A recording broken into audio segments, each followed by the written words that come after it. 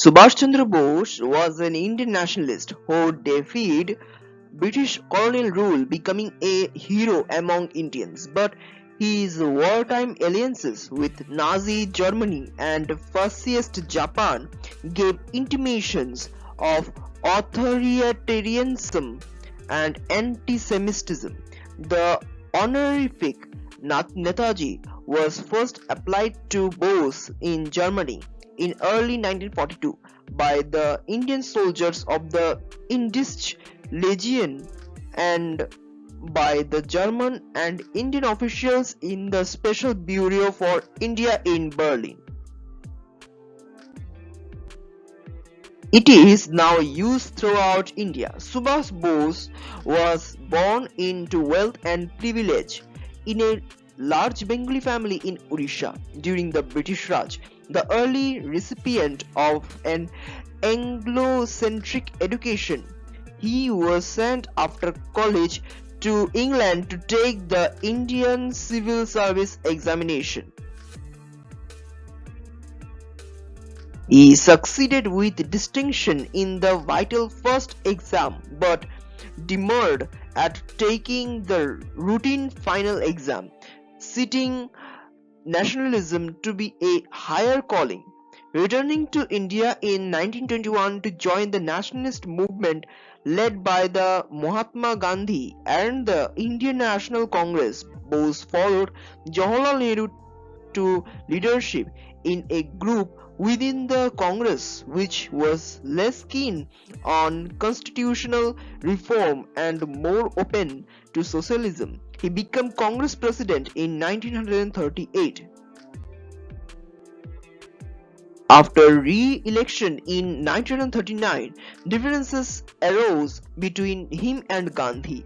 The senior leadership in Congress supported Gandhi and Bose resigned as president and was eventually ousted from the party. In April 1941, Bose arrived in Nazi Germany where the leadership offered unexpected but equivocal sympathy for India's independence.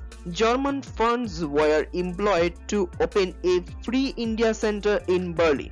A 3,000 strong Free India Legion was recruited from among Indian Poors captured by Erwin Rommel's Afrika Corps to serve under Bose.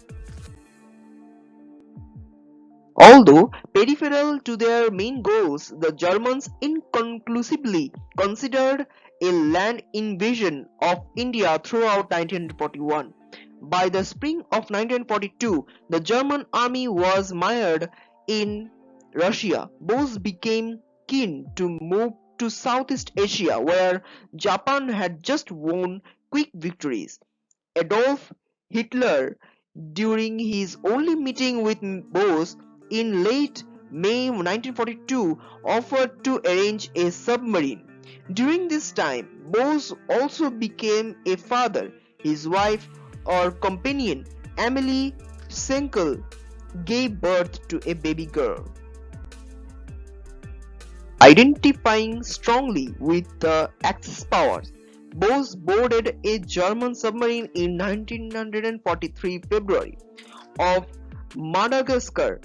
He was transferred to a Japanese submarine from which he disembarked in Japanese-held Sumatra in May 1943.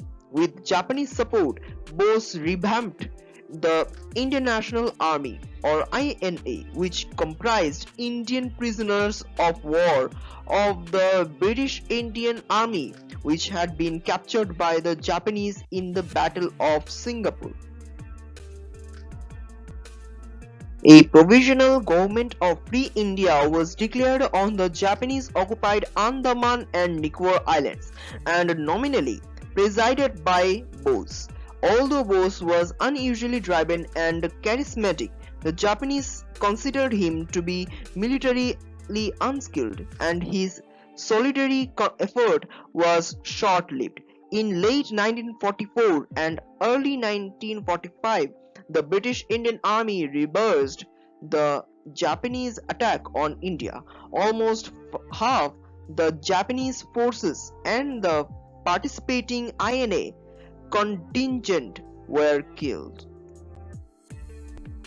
The remaining INA was driven down the Malay Peninsula and surrounded with the recapture of Singapore. Bose chose to escape to Manchuria to seek a future in the Soviet Union, which he believed to have turned anti-British.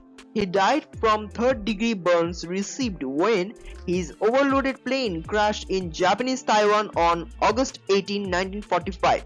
Some Indians did not believe that the crash had occurred, expecting Bose to return to secure India's independence.